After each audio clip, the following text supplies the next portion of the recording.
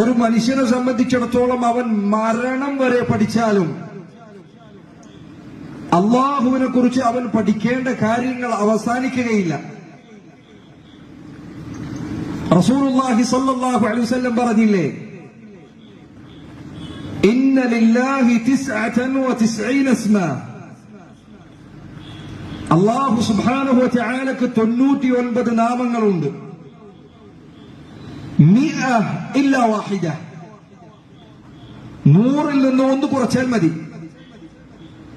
വിശുദ്ധ ഖുർആനിലൂടെ അല്ലാഹു നമ്മെ പഠിപ്പിച്ച റസൂലുള്ളാഹി സ്വല്ലല്ലാഹു അലൈഹി വസല്ലമയുടെ ഹദീസുകളിലൂടെ അവിടുന്ന് നമുക്ക് അറിയിച്ചു തന്ന അള്ളാഹുവിന്റെ 99 നാമങ്ങൾ, പേരുകളുണ്ട്.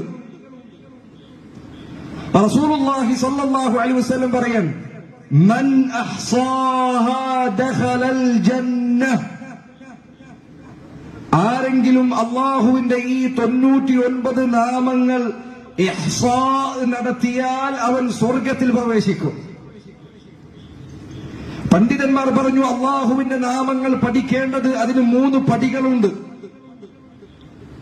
നിങ്ങൾക്കറിയാം, വിശുദ്ധ ഖുർആൻ സൂറത്തുൽ ഫാത്തിഹ എടുത്തു നോക്കൂ. അള്ളാഹുവിന്റെ എത്രയെത്ര പേരുകളാണ് അതിലുള്ളത്. അൽഹംദുലില്ലാഹ്, അള്ളാഹ് എന്ന പേര് കൊണ്ടാണ് അത് ആരംഭിക്കുന്നത്. റബ്ബിൽ ആലമീൻ, റബ്ബ് എന്നത് അള്ളാഹുവിന്റെ പേരാണ്. അർറഹ്മാനിർ റഹീം, അള്ളാഹുവിന്റെ 2 നാമങ്ങളാണ്. മാലിക് യൗമിദ്ദീൻ, അതല്ലെങ്കിൽ ചില ഖിറാഅത്തുകളിൽ മലിക് യൗമിദ്ദീൻ, അള്ളാഹുവിന് അൽ മാലിക്, അൽ മലിക് എന്നീ 2 നാമങ്ങളുണ്ട്. ആയത്തുൽ കുർസി നിങ്ങൾ എടുത്തു നോക്കൂ, അള്ളാഹുവിന്റെ 5 നാമങ്ങൾ അതിലുണ്ട്. അള്ളാഹ് എന്ന പേരുകൊണ്ടാണ് അത് ആരംഭിക്കുന്നത്. അല്ലാഹു ലാ ഇലാഹ ഇല്ലാ ഹുവ അൽ ഹയ്യു അൽ ഖയ്യൂം. ആയത്തുൽ കുർസിയുടെ അവസാനത്തിൽ അല്ലാഹു പറയുന്നു, വഹുവൽ അലിയുൽ അദീം. വിശുദ്ധ ഖുർആനിന്റെ 3-1 എന്ന് വിശേഷിപ്പിക്കപ്പെട്ട സൂറത്തുൽ ഇഖ്ലാസിൽ അത് ആരംഭിക്കുന്നത് തന്നെ അല്ലാഹുവിന്റെ പേര് പറഞ്ഞുകൊണ്ട്, ഖുൽ ഹുവല്ലാഹു അഹദ് അല്ലാഹു സ്വമദ്. അള്ളാഹുവിന്റെ പേരുകളാണ് ഇതെല്ലാം. ഉലമാക്കൾ പറഞ്ഞു, അല്ലാഹു സുബ്ഹാനഹു വ തആല വിശുദ്ധ ഖുർആനിൽ അറിയിച്ചു തന്ന അവന്റെ പേരുകൾ റസൂലുള്ളാഹി സ്വല്ലല്ലാഹു അലൈഹി വസല്ലം അവിടുത്തെ ഹദീസുകളിലൂടെ നമുക്ക് അറിയിച്ചു തന്ന അള്ളാഹുവിന്റെ പേരുകൾ, ഈ പേരുകൾ ഇഹ്സാ നടത്തിയാൽ അവൻ സ്വർഗത്തിൽ പോകുമെന്ന് നബി സല്ലല്ലാഹു അലൈഹി വസല്ലം പറഞ്ഞിട്ടുണ്ട്. ഇഹ്സാ എന്ന് പറഞ്ഞാൽ പണ്ഡിതന്മാർ പറഞ്ഞു, ഒന്നാമത്തെ കാര്യം അള്ളാഹുവിന്റെ ഈ പേരുകൾ എണ്ണി പഠിക്കുക എന്നതാണ്. അള്ളാഹുവിന്റെ പേരുകൾ ഏതെല്ലാമാണ് അത് പഠിക്കണം. അല്ലാഹ്, റഹ്മാൻ, റഹീം, മലിക്, മാലിക്, അൽ ഇലാഹ്, അൽ ഖുദ്ദൂസ്, അസ്സലാം, അൽ മുഅ്മിൻ, അൽ മുഹൈമിൻ. ഇങ്ങനെ അള്ളാഹുവിന്റെ 99 നാമങ്ങൾ ഏതെല്ലാമാണെന്ന് പഠിക്കുക. രണ്ടാമത്തെ കാര്യം, ഈ നാമങ്ങൾ അവക്കു പിറകിലുള്ള അർത്ഥം എന്താണ് എന്നത് പഠിക്കുക. ഉദാഹരണത്തിന് റബ്ബ് എന്ന് പറഞ്ഞാൽ അതിന്റെ അർത്ഥം എന്താണ്? ആകാശഭൂമികളെ പടക്കുകയും അവയെ പരിചരിക്കുകയും അവർക്ക് വേണ്ടതെല്ലാം നൽകുകയും സർവസൃഷ്ടികളെയും അവർക്ക് വേണ്ടതെല്ലാം നൽകിക്കൊണ്ട് സംവിധാനിക്കുകയും ചെയ്ത ലോകങ്ങളുടെ രക്ഷിതാവായ റബ്ബ് സുബ്ഹാനഹു വ തആല, അവന്റെ പേരാണ് റബ്ബ് എന്നത്. അള്ളാഹുവിന്റെ പേരാണ് അസ്സമീഅ്, എല്ലാം കേൾക്കുന്നവൻ എന്നതാണ് അതിന്റെ അർത്ഥം. അള്ളാഹുവിന്റെ പേരാണ് അൽ ബസീർ എന്നത്, എല്ലാം കാണുന്നവൻ എന്നതാണ് അതിന്റെ അർത്ഥം. അള്ളാഹുവിന്റെ പേരാണ് അൽ ഹയ്യ് എന്നത്, എന്നെന്നും ജീവിച്ചിരിക്കുന്നവൻ, ആരംഭമില്ലാതെ എന്നേ ഉള്ളവൻ, അവസാനമില്ലാതെ എന്നെന്നും ഉണ്ടായിരിക്കുന്നവൻ, അതാണ് അൽ ഹയ്യ് എന്നതിന്റെ അർത്ഥം.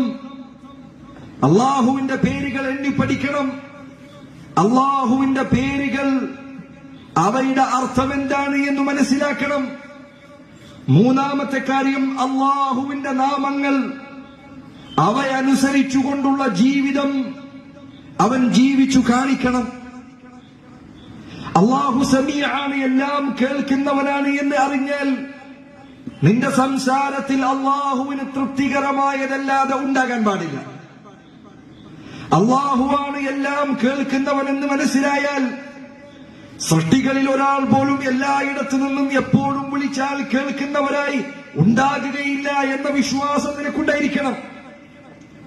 മുഹൈദ്ദീൻ മാലയിൽ പറയുന്നത് പോലെ വല്ല നിലത്തിൽ നിന്നും എന്നെ വിളിക്കുന്നവർക്ക് വായ്കൂടാതെ ഉത്തരം നൽകുന്നതാണ് മുഹൈദ്ദീൻ ശൈഖ് എന്ന വിശ്വാസം അല്ലാഹു സമീഅാണ് എന്ന് വിശ്വസിക്കുന്ന ഒരു മുസ്ലിമിൽ ഉണ്ടാകാൻ പാടില്ല.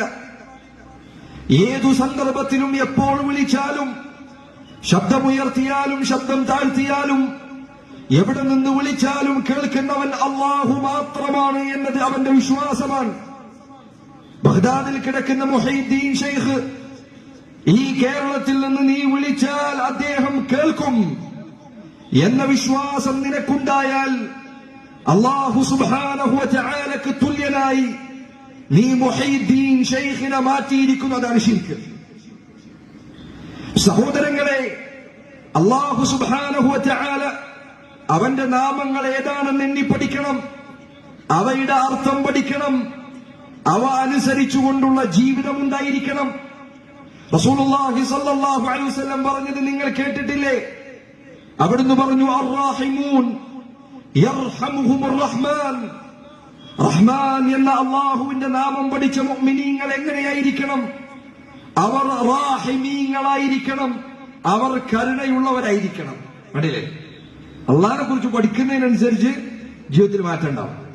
സുബ്ഹാനല്ലാഹ്, ഞാൻ നിങ്ങൾക്ക് ഉറപ്പു നൽകാം, ഈ വിഷയങ്ങൾക്ക് അഭിപ്രായ വ്യത്യാസങ്ങൾ ആളുകൾ ചിലർ പറയും, ഓരോരുത്തരും വന്ന് ഓരോന്ന് പ്രസംഗിച്ചു പോകും, ഞങ്ങൾ സാധാരണക്കാർക്കൊന്നും മനസ്സിലാവുന്നില്ല, അവർ പറയുന്നത് ആയത്തന്നെ, അവർ പറയുന്ന ആയത്തന്നെ എന്ന് ചില ആളുകൾ പറയും. ഞാനിതാ നിങ്ങൾക്ക് ഉറപ്പു നൽകുന്നു, നിഷ്കളങ്കമായ ഹൃദയത്തോടുകൂടി അല്ലാഹു സുബ്ഹാനഹു വ തആല സത്യത്തിലേക്ക് എത്തിക്കണമെന്ന ആത്മാർത്ഥമായ പ്രാർത്ഥനയും ദുആവുമുള്ള അവസ്ഥയിൽ ഒരാൾ അല്ലാഹു ആരാണ് എന്നത് പഠിക്കാൻ ശ്രമിച്ചാൽ അവന്റെ തൗഹീദ് ശരിയാണ്, അവൻ തൗഹീദിൽ പഴക്കുകയില്ല.